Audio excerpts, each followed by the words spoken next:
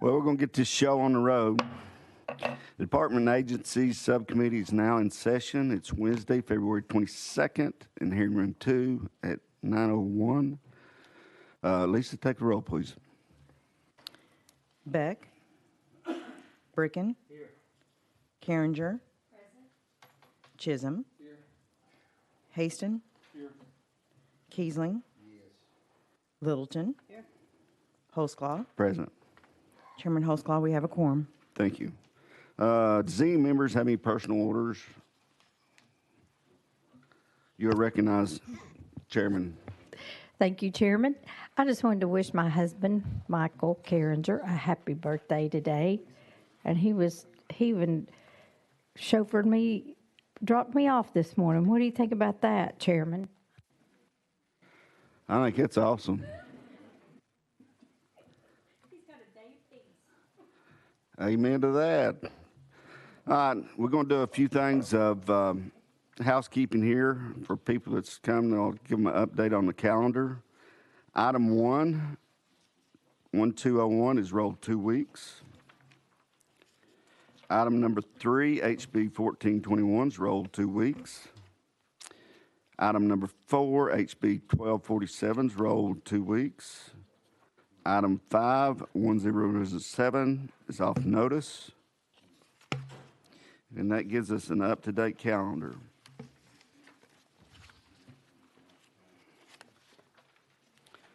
So having said that, we're on item number 2, HB 1387 by Reagan. I have a motion and a second, and that puts the bill before us. And you also have an amendment, is that correct? I have an amendment with this one, sir. Does the amendment make the bill? It significantly changes it, yes. Okay, so It's drafting code 003712, and we probably need to put it on first. that's what I was going to. Got a motion second. Let's go ahead and get this bill in proper posture. So let's vote on the amendment. Those in favor say aye. Opposed? Amendment's on the bill. It's back to you, Chairman Reagan. Thank you, Mr. Chairman. This bill is rather simple and straightforward, even as amended. It adds a Chamber of Commerce foundation, one that has been in existence for at least 10 consecutive years, as a nonprofit organization that can apply to hold a charitable gaming event. The purpose, again, straightforwardly, is to allow the Chamber of Commerce to be able to create true community engagement for certain events. I belong to 2 chambers of commerce in my district, and I'm sure many of you belong to yours. The purpose behind this, and I'm sure you've seen it before, is when they hold a community event, sometimes, even though they're advertising it's for a charity, it doesn't get the best attendance occasionally, but they're still out a lot of money for it. So what this bill does is allow them to hold, in conjunction with that, sponsored by the foundation associated with them, a charitable gaming event to help draw more community support and involvement. This, as amended, will of course increase income for the state because there's a $300 fee to apply for this, and of course that money that goes to the state increases if they make a lot more money. But that said, the purpose, like I said, is to be able to create more community engagement. My local chambers of commerce have come to me supporting this. The senator who's carrying this bill originally sent it to me with a 3-year existence for that foundation. I raised it to 10 at the request of my local chambers of commerce. With that explanation, ladies and gentlemen, I stand ready to answer questions. Members, we have questions. Vice Chairman Bricken. To the sponsor, thank you, Mr. Chairman. Exactly, can you give me some examples, one, of the types of gaming the nonprofits will do, and any particular nonprofits that the chambers are related to? The types typically, the most common is usually bingo. So there's an example. Some others are similar types of games that just to draw people to contribute to a charity. Now, as far as the foundations are concerned, right now there are only a few that I'm aware of. Now, there may be many more that I'm not aware of, but there are only a few across the state that are connected with chambers of commerce. And again, they exist to help the chambers funnel money to charitable organizations. In my district, there's something called Emory Valley Center, which is actually state-supported in some respects. They take care of people with developmental and intellectual challenges, and they serve actually 13 counties across East Tennessee. So the Chamber's desire to hold events that will benefit them is certainly laudable. Right now, they can still hold charitable events. They're just not charitable gaming events. And their goal is to draw that crowd, if you will, a bigger crowd, to benefit that charity, but also to increase community involvement. Mr. Chair. You're ready. Thank you. If I remember, either several years ago, I don't know if it was something similar to this, but it authorized, and I'm not sure if it passed, and I don't think it did, for nonprofits or charities to have one gaming event a year. Does this have a restriction of the number of gaming events that a chamber could have? This bill doesn't, sir. They would fall under the same rules as any other. In other words, this doesn't give them an exemption to have more than anybody else does. But I don't know how many anybody else has. It's one per year. One, okay. So we, It's still All right. capped at one, I think. all right, very good. Thank you. Other questions? Seeing none, we're voting on House Bill 1387. Those in favor say aye. Aye. Opposed? Your bill moves on. Thank you, Full Mr. Chair and committee. committee. Now that brings us to item number 6. HB 1524. We have a motion second. Okay. You are recognized. Representative Todd. Thank you, Mr. Chairman. What's before you today is a bill that restructures the duck blind drawing process in the wildlife management areas across the state. Before you get into this, looks like you have an amendment. Is that correct? We do, sir. Does the amendment make the bill? It does. Okay, let's get that amendment. What's the drafting code you got? 4135. You got a motion and second on the amendment.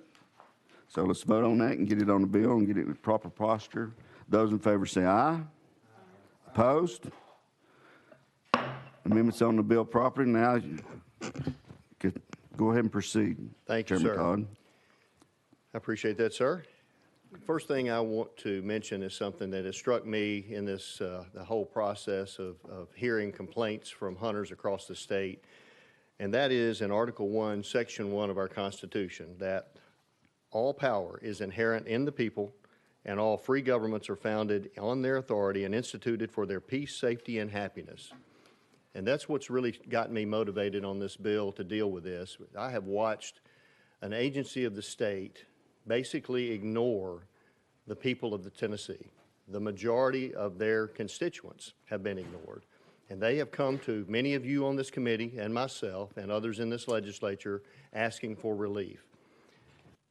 As you know, the people elect each one of us. Then we come here and we appoint agencies and departments to do a particular job for the citizens. And when they stop doing that job or stop listening to the people, I think it's our turn and our responsibility to step in and deal with that. And that's exactly what this is before you.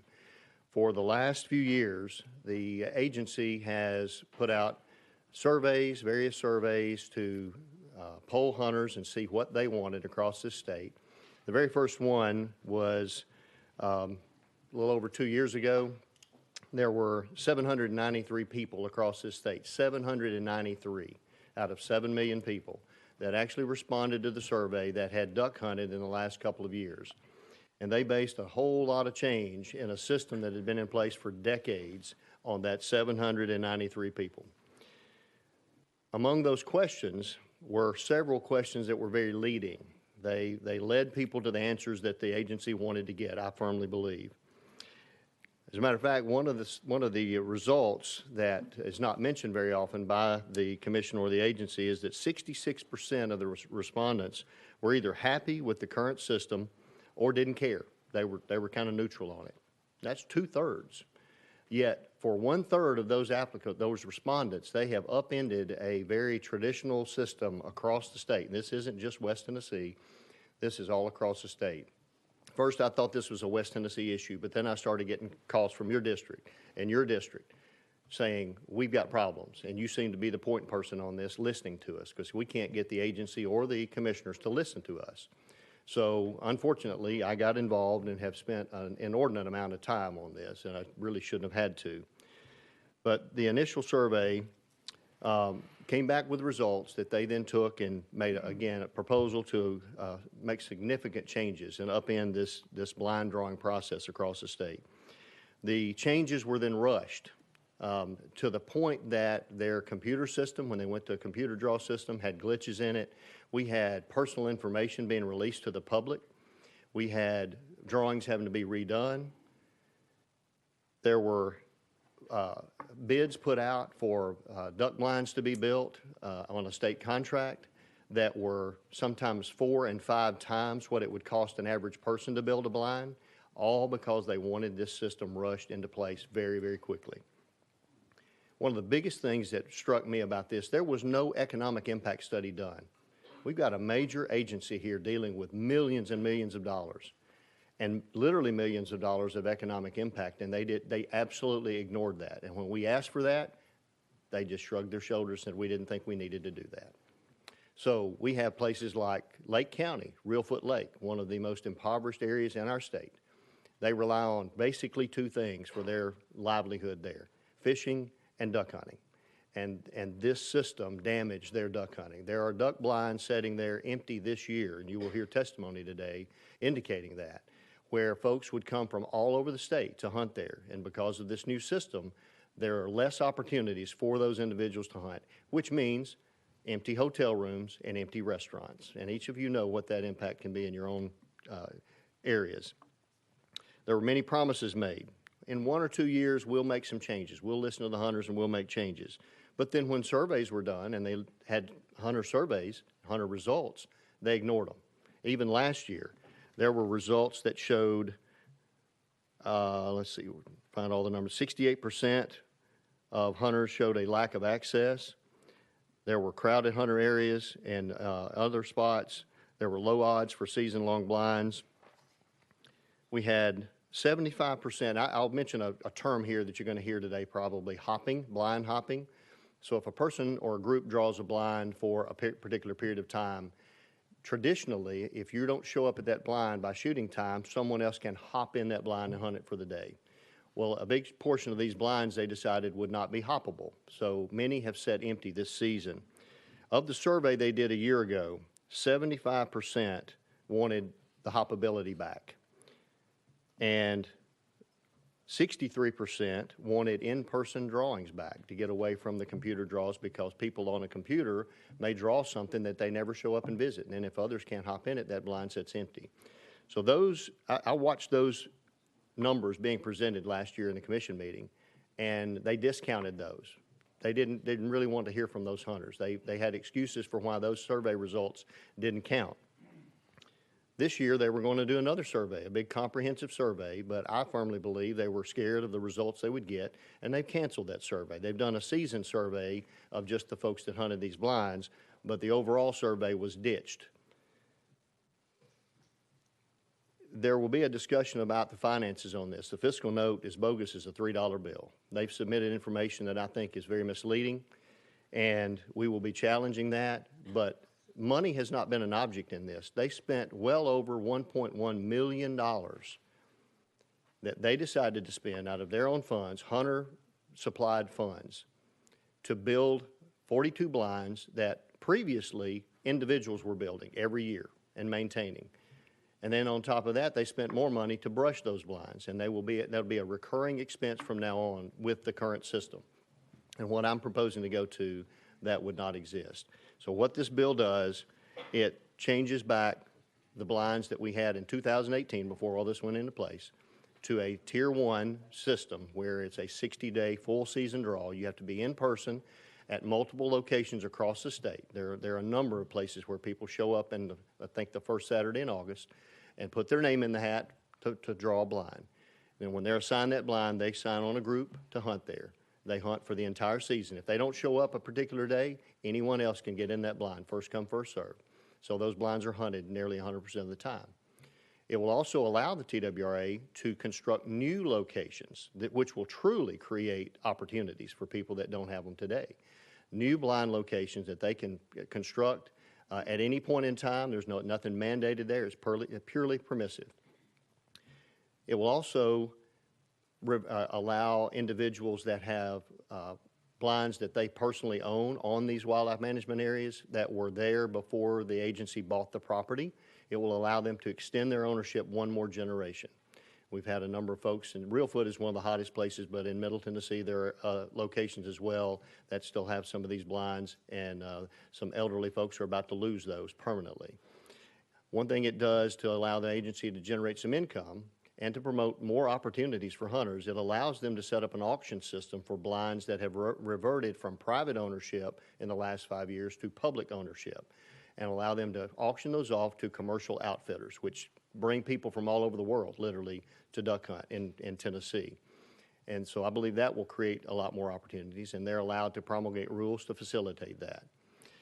And I'd be glad to take questions from you. I know you've got folks to testify, but I wanted to give you the basics of the bill, and certainly be glad to take questions at any point. First question that I would have, like you talked about, showing up at different locations. Say you got a blind on the west end of Tennessee. If I wanted, and I live in East Tennessee, and I wanted to put in for that blind in West Tennessee, would I have to physically go to West Tennessee, or can I do that in East Tennessee? For the Tier 1 blinds that are the full 60-day season, where your group has that blind assigned to them for the full 60 days, it would be in person. For the Tier 2, the new blinds that they would create, the new locations, actual opportunities they would create, those would be computer draw, anywhere you want to have the entry. Okay, what we'll do, since he gave us his testimony, we'll go out of session and hear from his members and then the opposition. So if you would, those members, please come forward. We have Brad Carringer and Dave McNance, is that correct? So we're going out of session.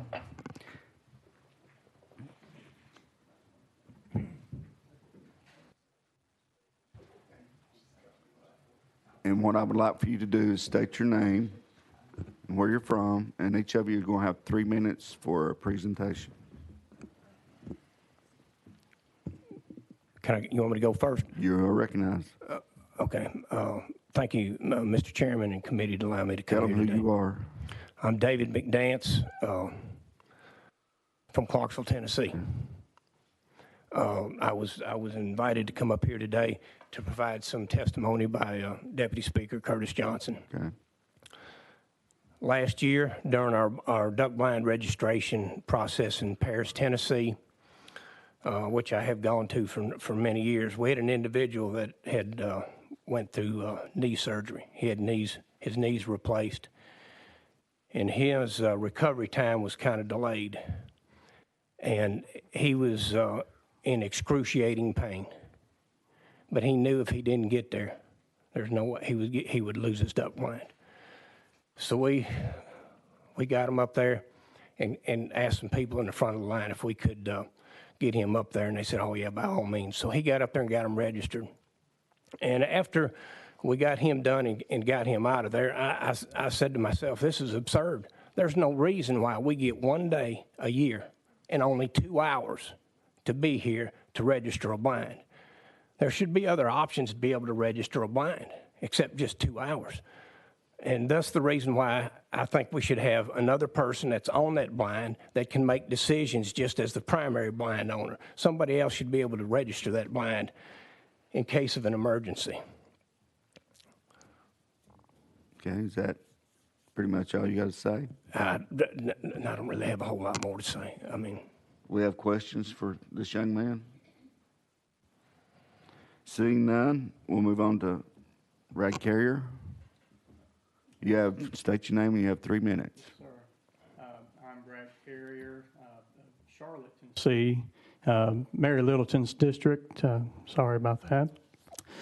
First off, I want to thank y'all for having me today, and I know it's an issue there, and I really want to thank you for listening. First off, the average hunter has not been represented well through the commission. And again, as stated, as Chairman Todd or Representative Todd has stated, that there were surveys pushed through by the commission or through the agency that showed that 62% wanted to go back to a handheld blind drawing, that 73 or 75% wanted to go back to, or wanted the ability to hop the agency-built blinds. This bill does two things, in my opinion.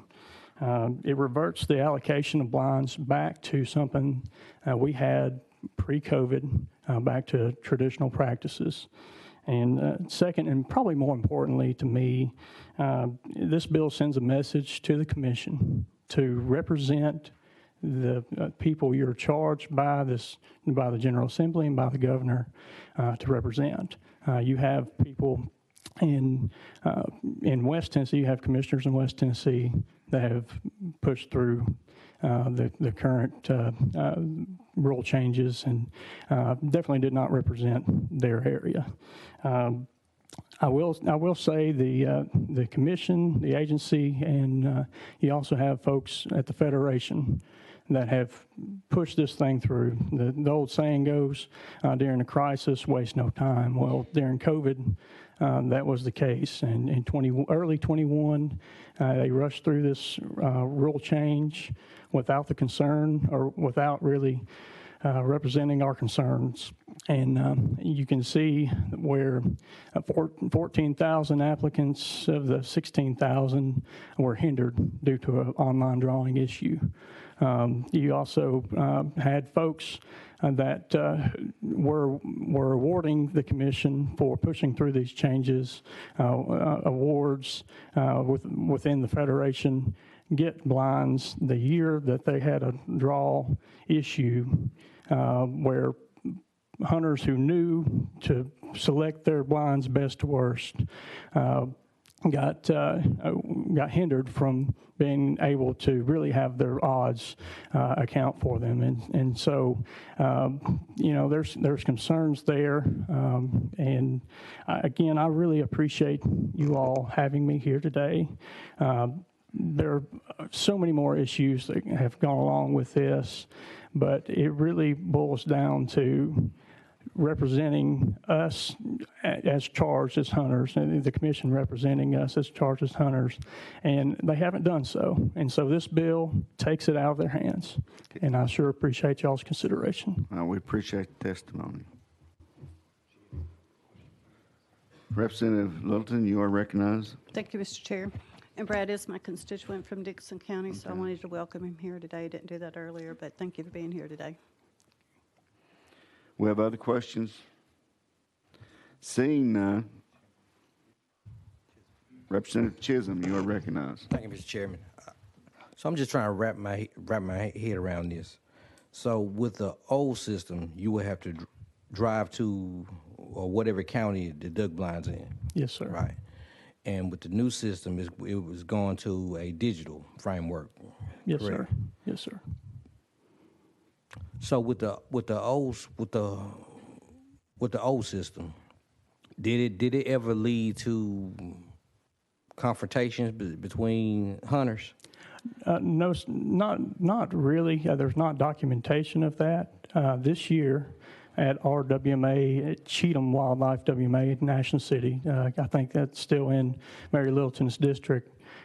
There was a three-week period where we had altercations of confusion where card holders at these short-term locations had altercations. They thought they had the right to the blind. Well, it nearly ended up into physical altercations on one behalf. The agency double booked a blind. And so they have not worked out their issues with the computer system. It has been a circus, and I just really want to thank you all for, again, listening to our concerns. As a typical hunter, I'm not a hunting and fishing guide. I'm not associated with anything. I'm just a regular hunter who's experienced these certain situations, and I was not able, one of those one of those 3 times, not able to hunt a blind that I had a card to, because the other party believed they were in the right, and instead of making a scene and causing other hunters in the area, hindering their hunt, I left and just hunted another area. And so there are more issues. They created this thinking it was going to be fair.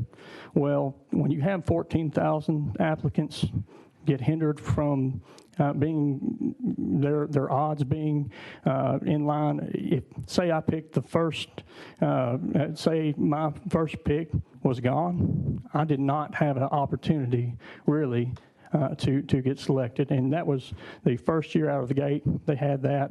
They kind of fixed that, but you also have these issues aligned with these short-term hunts where they double book blinds, and so there's some issues.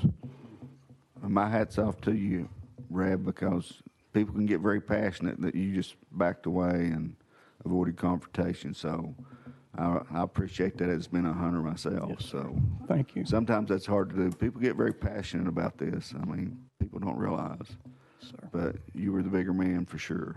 You know, it's not worth, shooting a duck over. No, nothing's worth shooting a duck over, but I'm here today more so to just be represented. It's more so about representation than it is about duck blinds to me. Thank you. Other questions? Seeing none, you gentlemen, thank you for your presentation. Now we have the TWA Director, Jason Maxidon, and is Angie here? Angie Bach. Y'all come up, state your name, who you're with. We have 3 other presenters with you too, correct? Okay. So state your name and who you're with. Thank you, Mr. Chairman, members of the committee. My name is Jason Maxidon, Executive Director for the Tennessee Wildlife Resources Agency. First, just want to say thank you for allowing me to come in and speak on this subject today. I want to start with Tennessee Code Annotated 71301. It outlines our creation, and it says, "It is the policy of the state that the agency shall be nonpartisan and shall place first and foremost the welfare of the wildlife and its environment in the agency's planning and decisions, and to encourage by every appropriate means the full development of the state's natural resources to benefit all," and I stress all, of the citizens of Tennessee. The bill being presented today would go directly against that policy by giving priority to only a select group of Tennesseans. Let's look at the bill line by line. First, it proposes we return to in-person drawings. When we held in-person drawings, the average number of applicants for season-long blinds from 2017 to 2019 averaged 10,662. COVID-19 forced us to find another way to do the drawings, so we moved them online, just like all of our other quota drawings, such as deer, turkey, and elk. This year, we had 14,709 applicants for just the season-long blinds. That's an immediate 4,000-person increase in access. We also added the Tier 2 system, which offers 1, 2, 3, and 4-day hunts 3 times during a waterfowl season, which dramatically increases the number of total hunts available to Tennesseans across the state. In 2022, we had just over 17,000 Tier 2 applications submitted. That's 31,745 Tier 1 and Tier 2 applications when you look at them combined. So moving to the online system has tripled the number of applications that we're receiving. It's no surprise that some West Tennessee hunters are upset about this. We've increased access to draws and therefore increased their competition. But not everyone is upset. The change benefits military members and first responders who weren't able to attend the in-person draws when they were deployed or on duty. Now, with the online system, they can apply from wherever they're stationed, whether that be out of the country or not. The online application also benefits Middle and East Tennesseans. Requiring some East Tennesseans to drive 6+ hours to attend a draw just for a chance to hunt was creating an unfair barrier to their entry. It's true, the in-person drawings did have some economic impact for a handful of communities where the drawings occurred. I won't deny that. But Creel surveys found that economic impact of $2.3 million from duck hunting and a 42% of spending took place in the county where these WMAs are located. So duck hunting still having a major impact even with this change. This bill also proposes to roll the 42 blinds, and I want to kind of give you some numbers to keep in mind. There's 453 Tier 1 blinds, we're only talking about 42 in the Tier 2 system, so we're less than 10% in this Tier 2 system. That averages about 3 to 5 blinds per WMA. So when we're talking about real foot, there's only 5 blinds out of all the blinds located on real foot that are in this system. The agency did invest nearly $1.5 million in duck hunter opportunity by constructing the 42 Tier 2 blinds. That's all, everything is documented, and we went through the stream system to do that.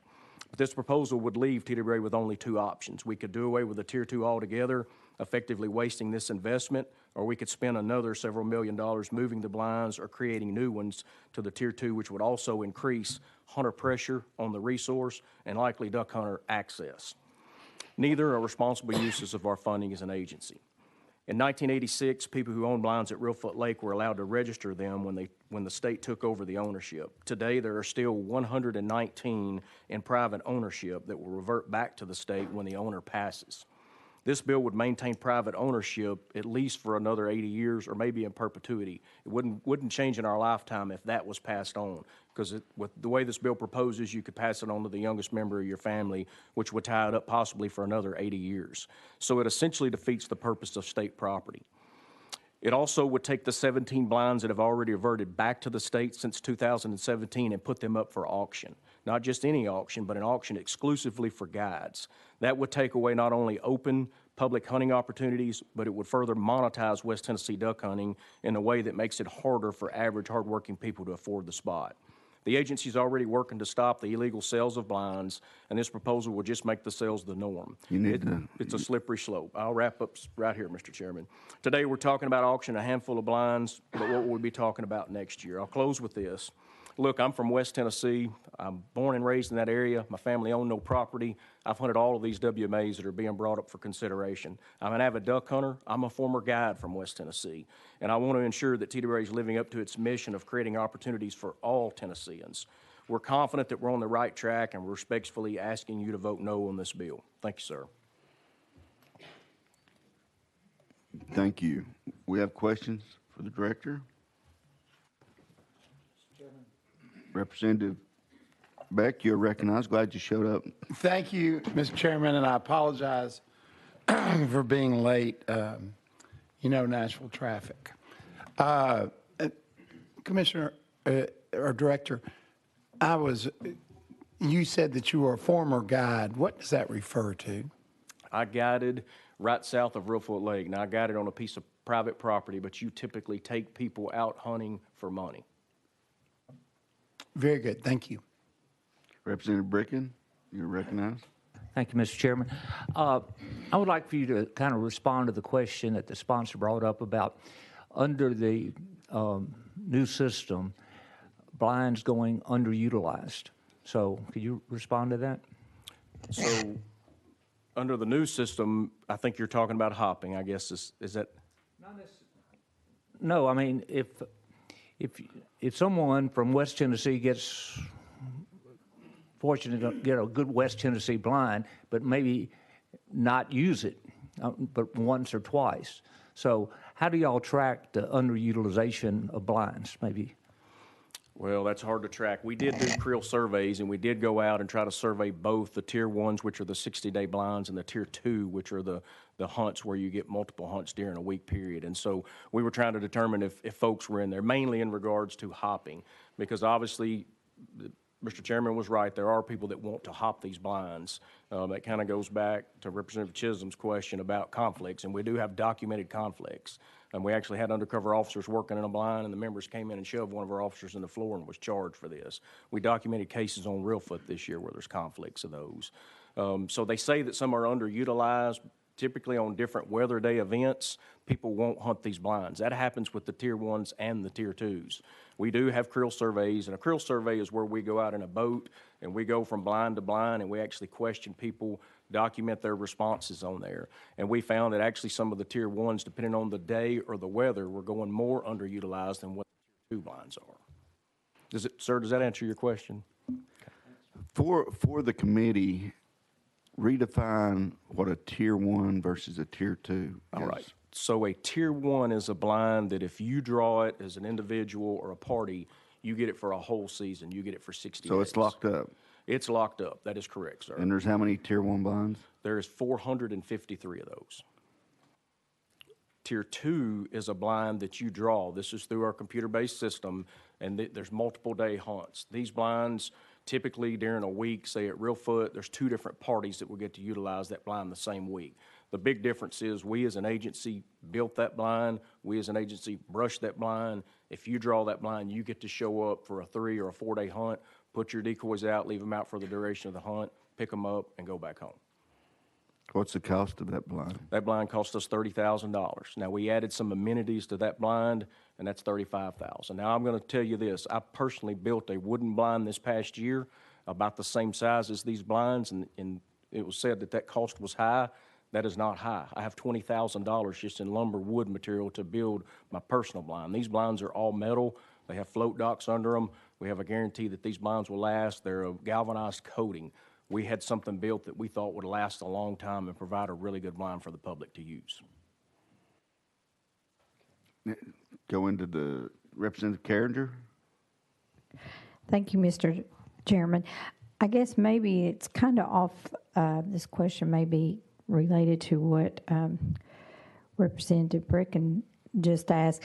So I had heard that if you had a duck blind and you were 5 minutes late before, or you just didn't show, that other people could come hop into your blind. But now it's kind of like, it's like no, that blind just has to sit there empty for the whole time, that no one can use it. Is that correct? Yes, ma'am. I'll try to clarify that. So there's a difference in the Tier 1 and the Tier 2s here. So the Tier 1s that are 60-day blinds that you draw for a season, if you're not in those blinds by legal shooting hours, that blind is hoppable. So, Mr. Chairman, if you drew it and you didn't show up by legal shooting hours 30 minutes before sunrise, I can come get in it, and it's mine for the day. That blind's hoppable. There's 453 of those. The change that we made with the Tier 2s, we did not make those hoppable. So less than 10%, again, only 42, those blinds are not hoppable. And that's based on hunter feedback. We didn't want to make those hoppable because we didn't want fights. If you're from Middle or East Tennessee, you're running late, you have a flat tire, this happened. We've had some members write in thanking us for this. If you drive across the state, you still get that blind and have exclusive rights to that hunt for 3 or 4 days. Does that explain that? Yes. So in the Tier 1, you can do the hoppable. Yes, But ma'am. in that Tier 2, then if you're late or something happens, then I mean, no one can jump in that blind. It just stays That's vacant. you get exclusive rights to that blind. You've drawn it for 3 days, it's yours. And the reason, I'm going to admit this, we did go against the survey on that. Surveys are to inform us. We try to use these. We did a broad survey. There's 2 questions that are really being targeted here, is hoppability and the draw process. There was many more questions in these surveys. We've done 4 of these, actually done 5 with the way we're doing it at the end. And the folks proposing the bill is not wrong. We did go against the survey on these 2 items, but we did this based on knowing we've had a lot of conflicts at these blinds. And so we wanted these Tier 2 blinds to be a unique opportunity for Tennesseans, other folks that are just getting into waterfowl hunting, or we've had West Tennesseans that said, hey, I like this system. We've been successful with it. I've never drawn a blind in the Tier 1 system before, but we wanted them to have an uninterrupted exclusive right to that blind. Again, less than 10% of those, but we didn't want them to be able to have an altercation or a fight if they showed up to hunt that, and that's why we made those not hoppable. My question would be on that, when you say on a Tier 2, is that available to every Tennessean, or is that guides, or is that? That's available to anybody that buys a hunting and fishing license, the proper license. Now, the only thing that can exclude you from that, if you are successful and you draw a Tier 1, or if you have a permanent blind, if you're one of the people that's looking to own one of the blinds on state property, you can't participate in that drawing for that Tier 2 blind. But outside of those, it's open to anybody in state or out of state for the Tier 2s. Now, on your Tier 1, you say hoppable. Do we have people just riding around looking and waiting? I mean, how many blinds go unoccupied because? Typically, you're going to hear that people do that, but that's not the case. There will be younger college-age kids or kids that are available to go and do that. They may drive from blind to blind and look, but typically people know that if it's a 60-day blind and it's a good blind, there's going to be somebody in that blind all the time. And if it's at a permanent registered blind, say on Reelfoot Lake, they know that those people are going to be in there, and they're not going to go try to hop most of those because they don't want to have confrontations. They will go and try to hop some of them if they know, if they don't hear shooting over there, they're in this blind and that ducks are going in on that blind. At that time, they may ride over and try to hop that blind. That happens regularly. Representative Chisholm?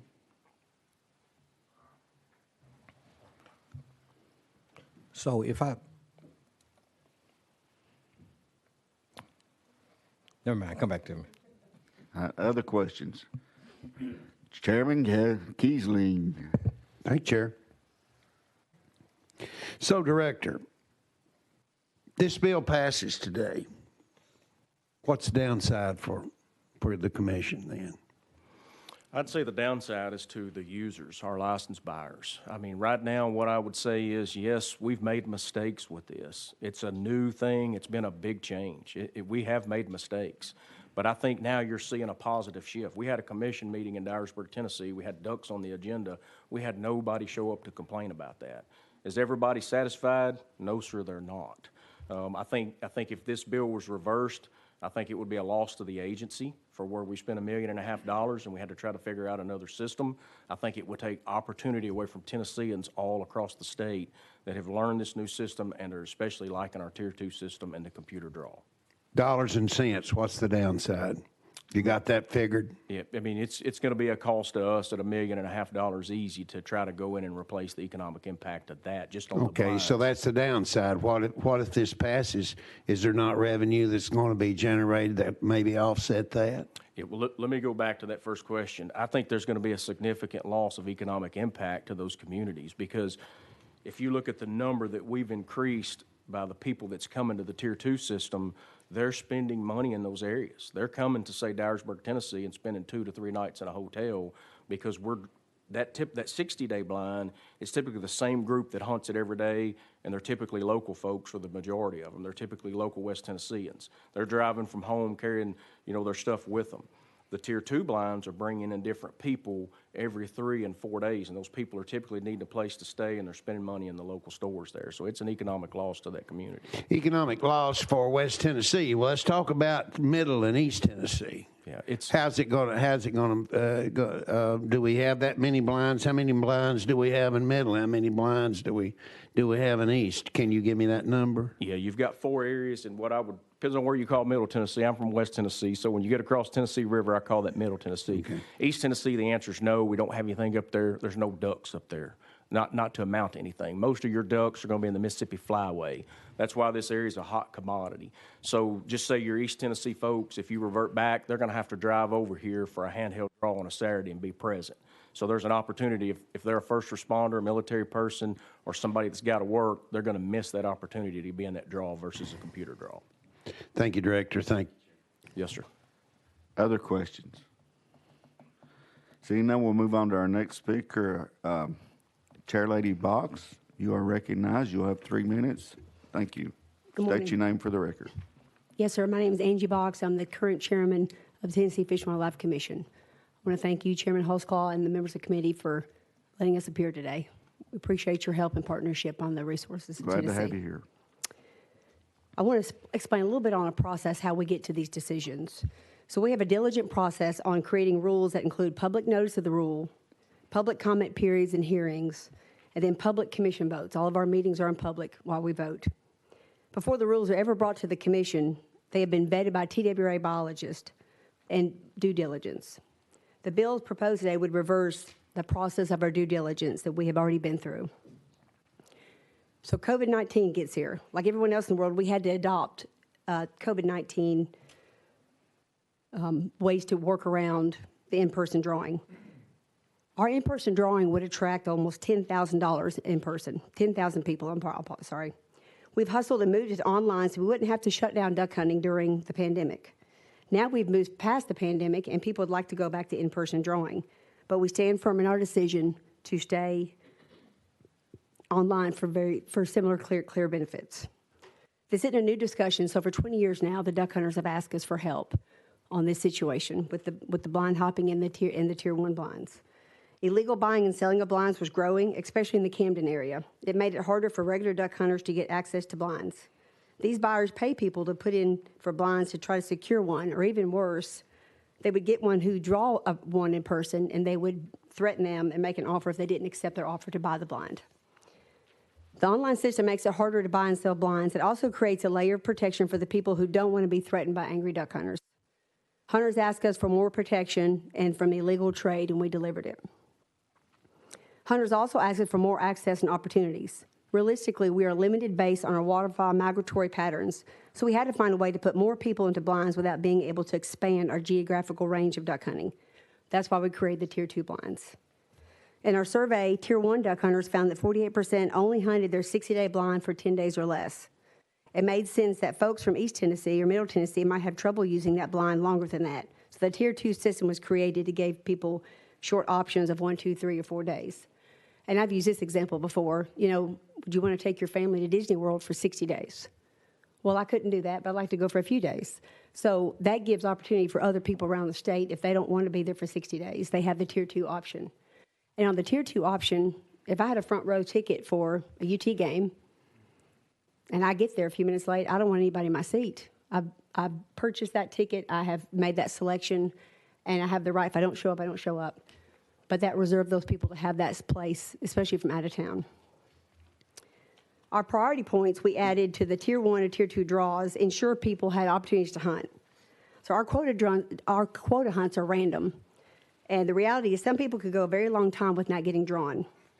Every year a duck hunter is unsuccessful in the draw, they earn a priority point. And over time, those priority points wait on an application to improve the chances of hunter getting drawn.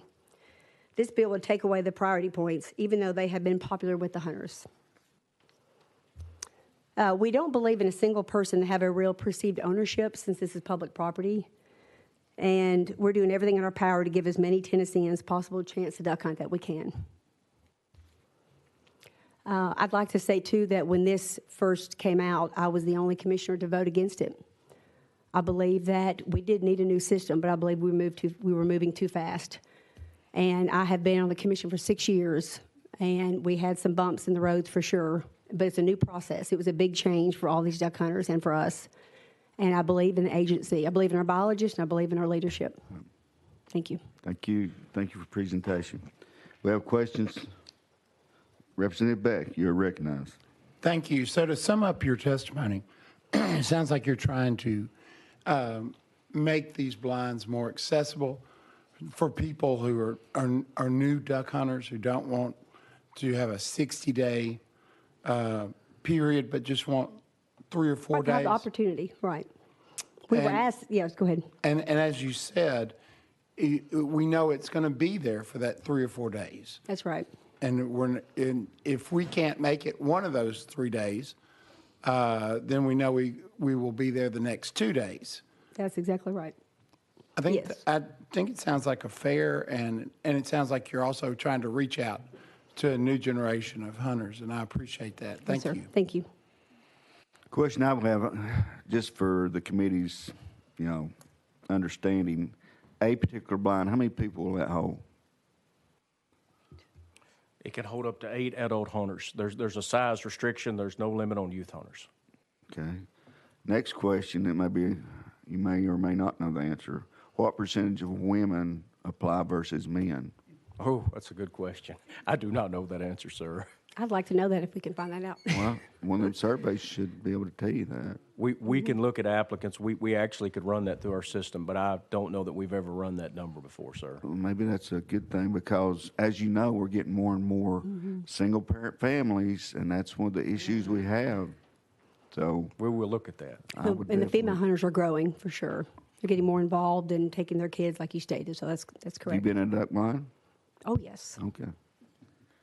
Other questions, comments? Thank you for all your testimony. We're now back in session. Well, you said they were just setting. Are they here?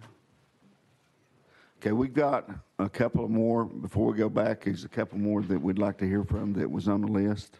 So we'll go back out of session. And we got Chris Nation. Are you here?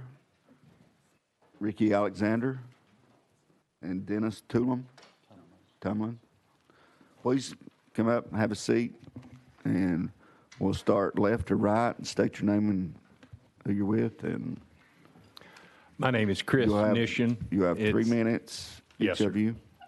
My name is Chris Nishin. It's impossible to look at and pronounce it correctly, so don't feel bad. Sorry. Not a problem at all. I do appreciate the opportunity to speak. I will say, in answer to a question that you asked, I know of 5 women for the last 2 years that have drawn for duck blinds that like to hunt, and one of them wants to get into hunting and is looking for that opportunity. That aside, I am a guide at Real Foot, and although this amendment, as stated, would benefit me personally, it would not benefit the public as a whole. If you were to take these blinds and only have them auctioned for guides, every guide has wealthy clients. I would turn to one of my wealthy clients and I would say, we need that duck blind. And he'd say, what do you think it's going to cost? And I say, I don't know, $30,000, $40,000, $50,000? No problem. I'm there, I'll back it. So now all of a sudden we're putting something from the public trust into wealthy hunters' hands, and that's just not fair. And I do agree that there have been problems with the system. I was lucky enough to draw a blind. I've never been threatened in my life so much, threatened online, had somebody call my house, tell me they were going to come beat my you-know-what. I was confronted opening morning at the ramp because I was told that I happened to be on the board of the Tennessee Wildlife Federation, that somehow I cheated a computerized system. I would love to do that. I want an elk. I don't care about a duck blind nearly as much as I want an elk tag. I agree with you. I fear the day that I draw an elk tag up there. People will just crucify me. So anyway, I don't need to speak on to the issue more, but I am all about more access and more hunter opportunity, and definitely bringing new hunters into this game. And I myself used to draw at Cheatham. I live in Davidson County, even though I'm a guide at Real Foot. Cheatham is only 30 minutes from my house, 35 minutes from my house. I got sick and tired of going up there and standing there 3-4 hours just waiting to see if I was lucky enough. I tried drawing at Old Hickory, another Middle Tennessee. Got tired of waiting. This computerized system, everything nowadays is computerized. I do not have the numbers, but I know how many agency personnel had to attend these in-person drawings. I can't begin to think of how much overtime, well, they're on a different system, but how much pay, period, had to be spent, man hours, just to be here for the in-person system. Thank you.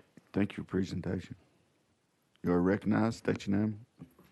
My name is Rick Alexander, and I live here in Davidson County.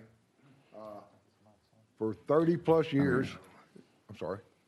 Yeah, I'm your sorry. mic kicked For on. 30-plus years, or when I was in my 30s, I used to drive 3.5 hours to West Tennessee to put in for these duck blind drawings. And only one time was I lucky enough to get one during that time period. And it was at the last, I think there were like 4 blinds left. So it was not a very good blind. I don't think we ever killed a duck out of it that entire year. But I was lucky enough to get one. And at my age right now, I don't think I can wait another 30 years to get one again. So I'll be in 4-digit numbers at that time.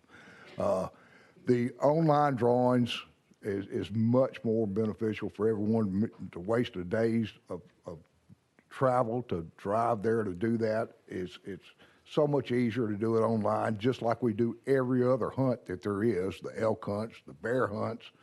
People don't have to drive from to East Tennessee to put in for those, or the turkey or the deer, either one. And I just appreciate that. And also the Tier 2 blinds that they have now. I was fortunate enough to get drawn twice for Reelfoot and Cheatham as well for these blinds, and there's only a total of 42 of these Tier 2 blinds, and it helps provide opportunity for so many more people to hunt that you wouldn't get the opportunity to do if you didn't have those available. So while we're there, I spent money for lodging and groceries and gas and restaurants and tips and that sort of thing the whole time we were at these drawn blinds. That I'm sure made a definite economic impact on those communities. And I understand about Reelfoot, those guides, the guides there, part of that is their livelihood for their families, and I know there needs to be something done for that, but this amendment is not the right thing to do for them. I think it needs to be worked out between the wildlife agencies and the guides to work out some amiable way for them to do this. I buy my license and have all the things ready for these public blind hunts, and I need to be able to have the ability to use that public land. And there's no place on the there's no place for public waters for private blinds to be had, I don't think. So I oppose this opposition, this amendment, and I thank you for your time. If you have any questions. Thank you, sir. State your name. My name is Dennis Tumlin, and I'm just speaking as an individual today. You got your mic on. It says it's on. It should have a red dot. Hello, test. There we you go. Scoot All up a little closer. Let these ladies. Mr. Chairman, I've got some photographs that I think would really help the commission or the members, if I could pass those. Wish we could, but we can't use. That's okay. No worries. Everything I believe that's been said so far today tees me up. I'm just a private individual from East Tennessee, the Chattanooga area, waterfowl hunter, and hunting along the muddy banks of Tennessee River. Director Max Don was right. There's not a lot of birds over there. We'd always heard about the legend of the Mississippi We flyway. do have some birds. We have a few, 2 or 3 on a good day, Yeah. and we're having an awesome day. But we'd always heard about the West Tennessee, the duck blind draws and so forth. But because of the distance, we never could get over there and make that in-person drawing. About 20 years ago, a bunch of buddies of mine got a wild idea that we were going to jump in a car and go to a duck blind. We'd heard about this event, so we drove over and watched the carnival. And what we saw that day, I hope you asked me a question about it, so I won't dwell on it a lot, but what we saw was unfair to a guy that spent a day to drive from Chattanooga to get over there. The busloads of people that would come in, we were offered, if we got drawn a blind, I did have an individual ask me if I got lucky enough if I would sell him my blind that I drove over. I experienced that. We realized quickly for the 4 guys from Chattanooga that it wasn't set up for us to succeed. We went back home, and for 20 years I set out.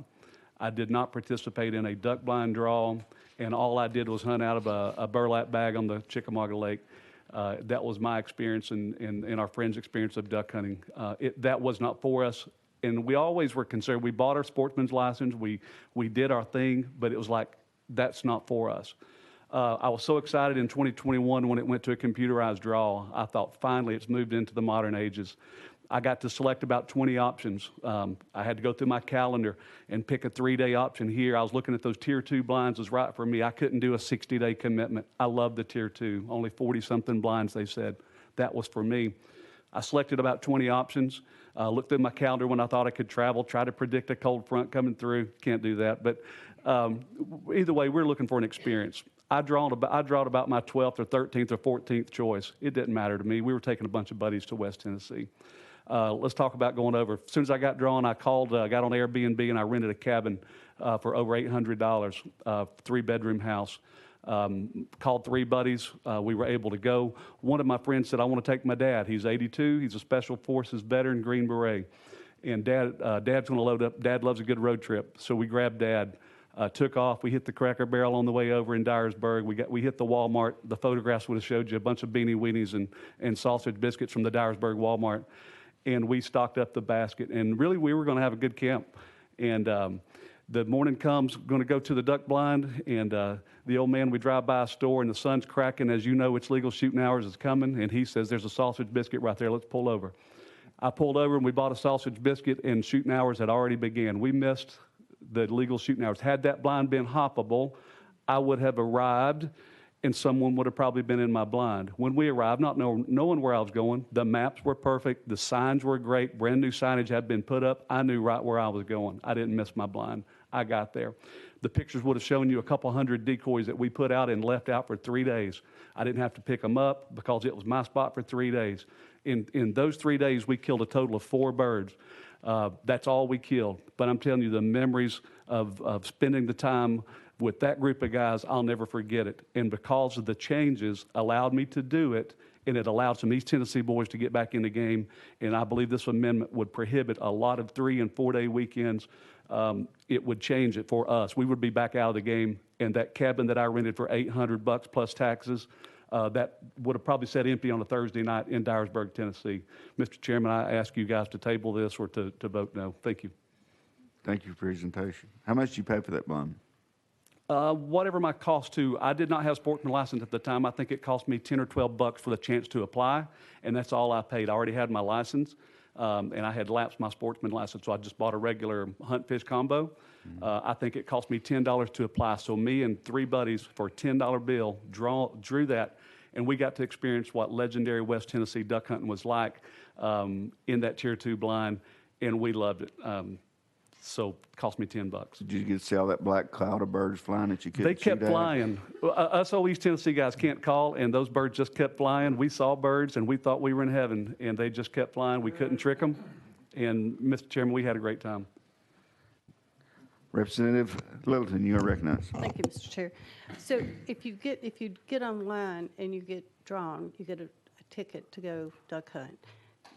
Are you able to sell that to someone else? Do people try It's to buy illegal that to from sell you? that. It's mine, and the rules prohibit buying, trading, and Because of selling. the online, that's a new.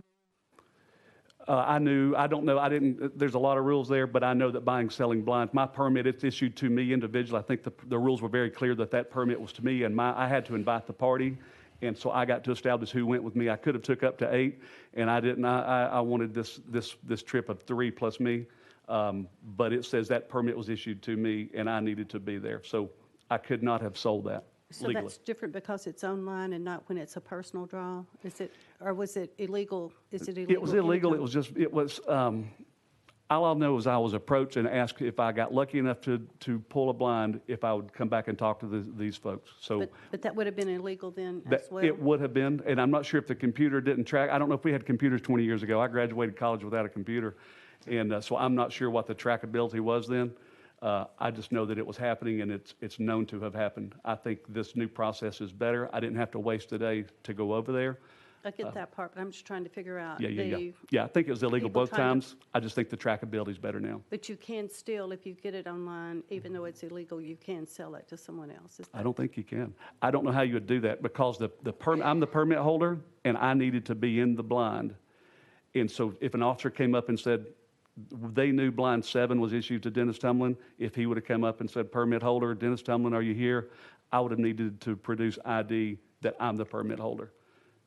Okay, thank you. Yes, And I would think at that point, if you're not, then they would remove you from the blind. I would think so too. Yes, sir. I didn't want to experience that conversation. Representative Carrigan, with your hunting camo outfit on, you are recognized. Thank you, Chairman. Well, there's always improvement on both sides. And from what I'm hearing today, I mean, I think that's what we do best down here to represent the great state of Tennessee, is that when problems occur on both sides, that we can come together and work and make it the best we can. However, I do represent East Tennessee. And I have gotten several calls and emails from constituents in the East Tennessee area. The one thing we all, I think, will agree on in here is about how great the state of Tennessee is for our wildlife, our lakes, our mountains, the rivers, and all. We love to be outdoors at any chance we get. I've never been duck hunting. Maybe that's something, Chairman, we could experience as a committee sometime. If we could get someone online to get us a place here. However, I come from a family of hunters and fishermen and the whole bit, so I totally support the outdoors and hunters and fishermen and all that. I will have to say, I'm sure it is hard on our West Tennessee people who have had this right at their hands, because trust me, I understand what it's like to be on Norris Lake and the big Michigan and the big Ohio boats come by and mess up the whole skiing and the wake behind our boats, ski boats. And it's very frustrating. We're like, you know, they're bringing their boats from Lake Erie down here on Norris Lake. So I understand that, but at the same time, you know, I want the people in the state of Tennessee to have every opportunity to experience all the types of hunting and outdoor recreation. So I hope that, however this bill goes today, that both sides will continue to work to make this the best and the fairest way that we can for the state of Tennessee. But I will have to vote against this today because I have to represent my East Tennessee people, and it is extremely hard for them to be able to come drive 5 or 6 hours from one day to get an opportunity. So the online has modernized that to allow more people. But I will say, I hope that the conversation doesn't stop today, that both sides will continue to work and make it the best we can for the state of Tennessee. So, and all the people we represent up here. So, thank you very much. Other questions? Chris, I probably got one more question. You bought a Tier 2 blind, correct, as a guide? No, sir. No? I was lucky enough to draw a Tier 1 last year, so I actually went back online, and people that would call me and threaten me, I told them, I said, give me the day you want to hunt my blind, and I'll make sure it's available to you.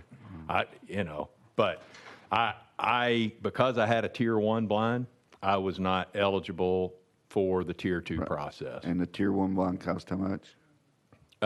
Your application fee, but I'm actually a lifetime license holder, so I'm allowed to put in for it. Yes, sir. Other questions? Seeing none, thank you, gentlemen, for your testimony. We're now back in session.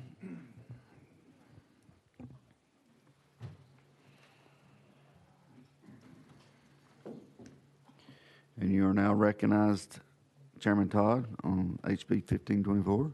Thank you, Mr. Chairman. A lot of material to cover here, unfortunately, and quite frankly, I guess the first thing I'll mention is, you know, West Tennessee has things unique to it, Middle Tennessee has things in outdoors unique to it, and East Tennessee as well. We have no provisions whatsoever for these poor West Tennessee fishermen to have a cordoned off section of trout stream in East Tennessee strictly for their benefit.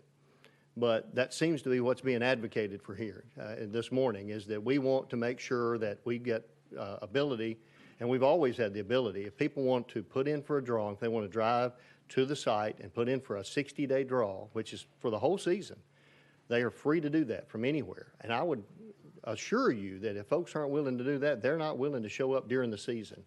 And that was perfectly fine, because if they didn't show up, then somebody local, a teenager, a group of teenagers or young adults could get in that blind and hunt for the day. But these blinds, the 42 they mentioned, you know, just a small percentage. It's interesting when you look at the percentages. Some of the percentages in individual WMAs are much higher than that. And I haven't run the numbers lately, but when they first proposed it, it was like one particular area was 60% of the blinds, I think it was, if I'm going strictly on memory there, that were flipped to a Tier 2. And just so happens they were the absolute best blinds in that system, in that particular WMA. And that's remained across the state.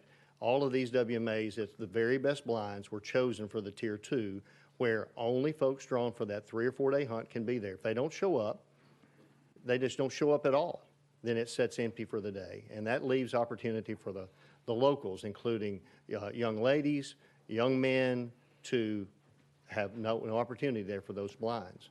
The other thing we haven't talked about today is the Tier 3 and Tier 4s. They converted several hunting spots that had current blinds on them that people maintained every year, converted those to the Tier 3 and Tier 4, which meant they went in and burned those blinds down, tore them down, so that only there's a stake now with a number on it. So you think about that, ladies. If you're going to duck hunt, you could go to that spot and there'd be a blind there that you could get in, physically get in. Now you're either going to be waiting in the water or in a boat, an open boat. So where's the opportunity there for females? So it genuinely cut down on the opportunities for young children and females for sure. Economic impact was mentioned, and it was interesting that the director had economic data for you this morning. That's the first economic data I've heard. When I've asked in the past, where was your study before this was implemented? We didn't do it. We didn't think it was important. Well, suddenly now that their system is threatened, it's important. I found that pretty telling. And the Tier 1 systems, there was a mention that those Tier 1 blinds were locked up, and that's not the case. They're hoppable, as was finally disclosed, that the Tier 1s that people draw for a full season are hoppable. And that's what the hunters have wanted. They have, you heard the agency say that they listen to the hunters, they do surveys, and they respond to them accordingly. But yet the proof is not there. They have ignored the hunters on both hoppability and the in-person draws for that 60-day blind. This doesn't prevent the computer drawings at all. And in fact, it says they will use a computer drawing for the Tier 2 system. The financial part of this is very interesting as well. Based on their own information they provided to Fiscal Review, non-residents, just think about this, people you do not represent 40% of the Tier 2 draws this year by their own numbers. 40% are out of state. Is there a special interest here? Possibly. I don't know. I haven't found that. I see smoke, but I haven't found the fire. But that's very concerning that we've got a lot of folks from out of state that are taking advantage of this. And I've had local hunters as well tell me they have figured out the computer draw system. They know how to game it now, and they've got, I don't remember the number, but this one group had dozens and dozens of days they were able to lock down because of how they figured out how to work this system. They're not for this system, even though they're benefiting from it. They don't think it's fair. And that's what we're here to change today. I'll be glad to take some questions. There's plenty of other things to say here, but I'll be glad to take questions from you to get down to the nitty gritty on this if there's anything else I can share with you. Committee, we have questions. Chairman Bricken, you're recognized. Thank you, Mr. Chairman. For the sponsor, the only emails, and I've gotten several, were from veterans and first responders. So I certainly would like for you to address how veterans, military deployed, can we make some provisions to be sure that they somehow can participate? Because that certainly is, I think, a real concern. And the second question, whether you can answer it or someone from the agency, no one's come by and talked to me, but other states, Arkansas, Mississippi, Louisiana, how do they operate? I mean, is there not a good system or a good agency that we hopefully can replicate out there? You are recognized. Thanks, Mr. Chairman. Thank you for those questions. I'll answer the first one, or the last one first, if you don't mind. On most things that happen in the states surrounding us, those states are copying us. In this situation, the agency, I think, from just conversations I've had with them, they've certainly looked at other states. A lot of them have, or at least some of them have, in-person draws on the day of the hunt. You have to literally show up, put in for a drawing, and then you get to go run to your spot. And there's obviously a race to get there, and that's just a system that our hunters have said they don't want. I believe that was asked in the survey, if I remember correctly. And to your first question about veterans and first responders, there are plenty of opportunities for those folks. A person that shows up for a drawing can enter up to X number, sometimes it's 7 more people for that particular blind. And so certainly I think there's opportunity for, let's say, if you had a cousin that couldn't show up, that you show up for him if he's working that day. That doesn't matter what job he's working. If he's working a factory or working as a first responder, or if he's deployed and would be home hopefully during duck season, you could still, there's a provision, there's certainly a way in their system where you could sign that person up with their information. Currently today, they don't do that. They require those people to be there in person, or on the computer, they actually have them enter their information. They've got a specific TWA ID number and other information, which I mentioned earlier that had been inadvertently breached somehow with the system they rushed through. So I'm certainly, very cognizant of the fact that folks like that want to be able to hunt and should be able to hunt, but I believe there's an easy way to do that. Now, I would also say the hunters would argue, well, if they don't show up for the drawing, will they show up to hunt?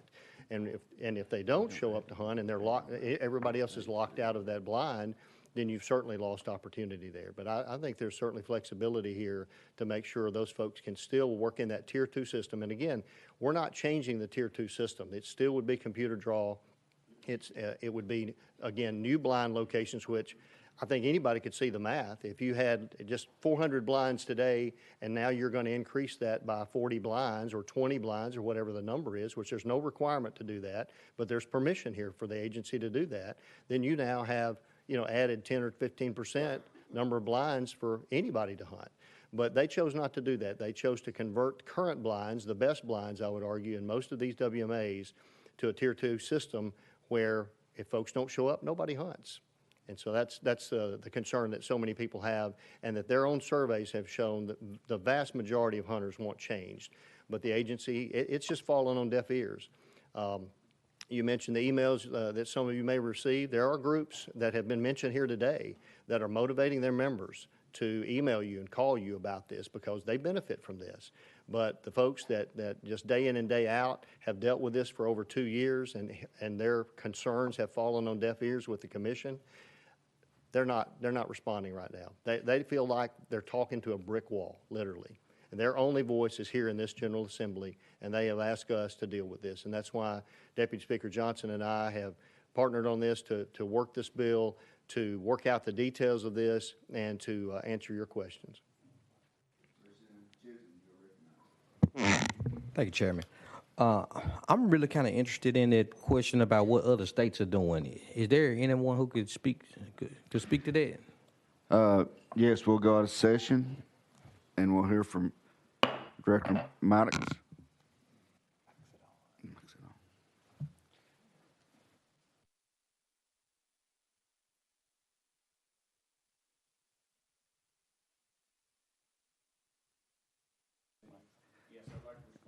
State your, just for the record, state your name again. I think the bill sponsor said that other states are mimicking us. That is not true. Basically, we are totally different than any other state. We are the only state that has a Tier 1 process which gives any individual a blind for 60 days. There are a few blinds in Illinois on the Mississippi River. They are one of the few states that allow this.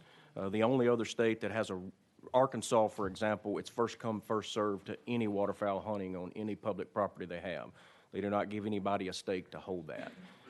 Missouri has a computer-based draw system, and you have to show up daily. They do what's called pulling peels, and so as you put in for that system, you show up and you get that spot for one day.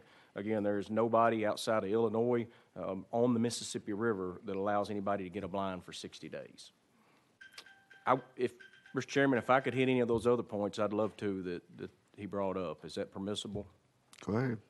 All right, so I'm going to go line item by line item. He mentioned the 42 best blinds.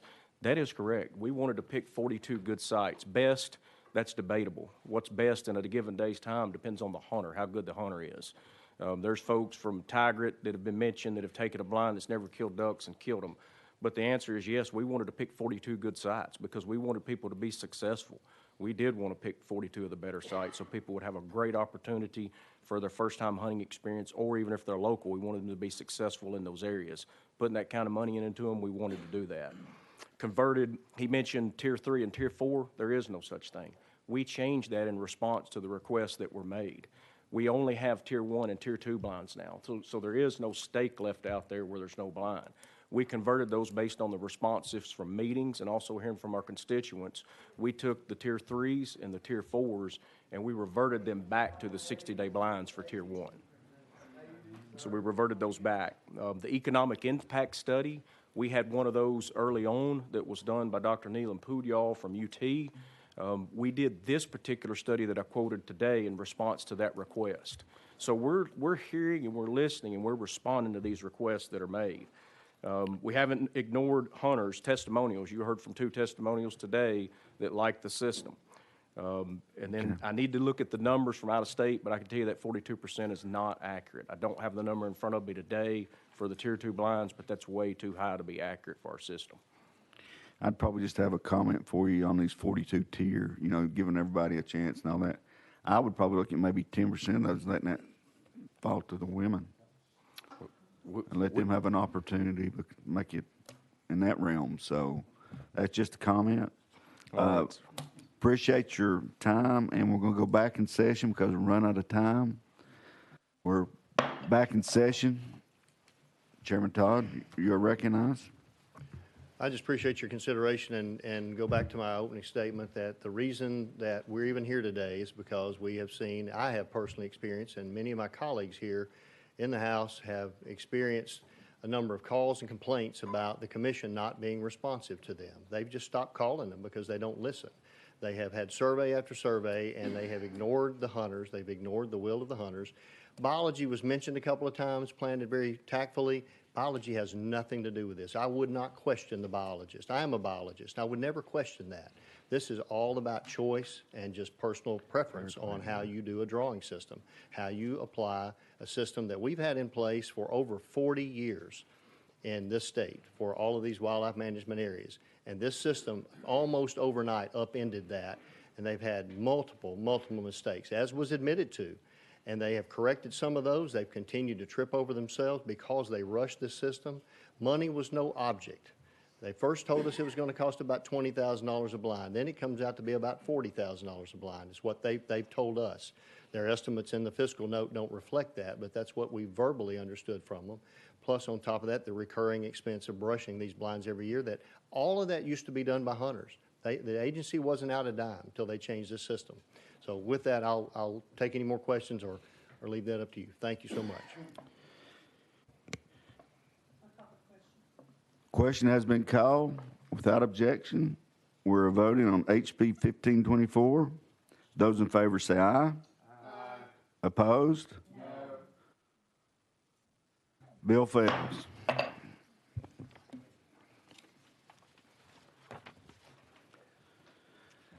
And we're down to 5 minutes, so it looks like we're going to have to roll.